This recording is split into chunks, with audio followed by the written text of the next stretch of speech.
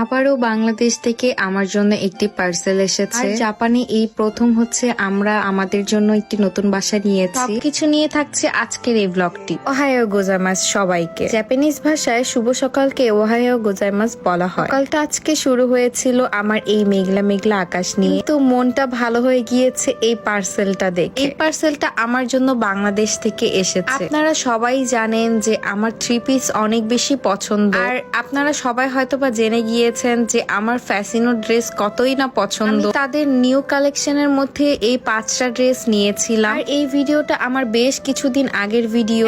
Already আপনারা কিন্তু দেখে ফেলেছেন যে আমি থ্রি পিস গুলো পরেছি। পিঙ্কটা আমার এখনো পরা হয়নি, বাট এই ড্রেসটা আমার অনেক অনেক পছন্দ হয়েছে। এই ড্রেসটা আমি রিসেন্টলি পরেছি, হয়তোবা আপনারা দেখে ফেলেছেন ছবিগুলো। আর প্রত্যেকটা ড্রেস ছিল স্টিচ। আমার মতন যারা দেশের বাহিরে থাকেন তারা কিন্তু খুব সহজে তাদের পেজ থেকে ড্রেস নিতে পারবে। তারা কিন্তু ইন্টারন্যাশনাল ডেলিভার করে থাকে। আর এই ফ্যাসিনো এক্সক্লুসিভটা আমার সব থেকে পছন্দ হয়েছে। এটার প্যান্টটা অনেক অনেক সুন্দর ছিল। হয়তোবা রিয়েকশন দেখলে আপনারা বুঝতে পারবেন যে আমার প্রত্যেকটা ড্রেস কত না পছন্দ হয়েছে। এই ম্যাজেন্ডা কালারটা জাস্ট ওয়াও ছিল। আর পিঙ্ক কালার হচ্ছে আমার সব থেকে পছন্দের কালার, এই জন্য আমি 5টা থ্রি পিসই হচ্ছে পিঙ্ক কালার অর্ডার করেছিলাম। দিন আমি দেশে থেকে হচ্ছে ফ্যাসিনো ড্রেস পরেছি, আর এখানে এসে আমি ফ্যাসিনো ড্রেস পরবো না তা কখনো হতেই পারে না। আর এই তো সব পছন্দের ড্রেসগুলো আমার তাদের ড্রেসগুলো পরতে পরতে এমন হয়েছে যে আমি অন্য কোথাও থেকে ড্রেস কিনলে আমি পরতেই পারি না, মানে কমফোর্ট ফিল আমি করিই না একদমই। যারা আমার মতো ফ্যাসিনো ড্রেস পরেন তাদের সাথে এমন হয়েছে কিনা অবশ্যই কমেন্ট করে জানাবেন। এরপর হচ্ছে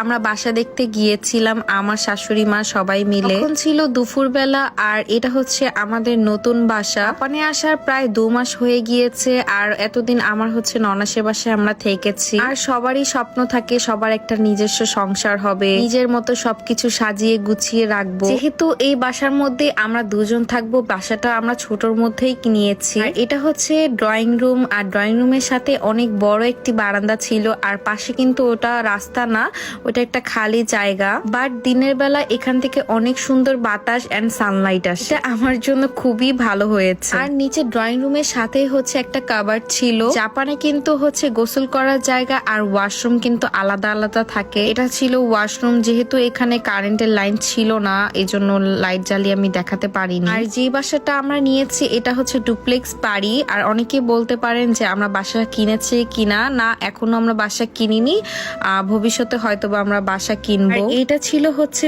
বেসিনটা মোটামুটি আমার কাছে ভালোই লেগেছে। আর আপনাদেরকে সব থেকে কিউট একটা পার্ট দেখাই, অনেক কিউট একটা বাথটাব আছে। আমার কাছে ওয়াশরুমটা ছোটর মধ্যে খুবই ভালো লেগেছে। এখন হচ্ছে আমি আপনাদেরকে উপরের জায়গাটি দেখিয়ে দিই।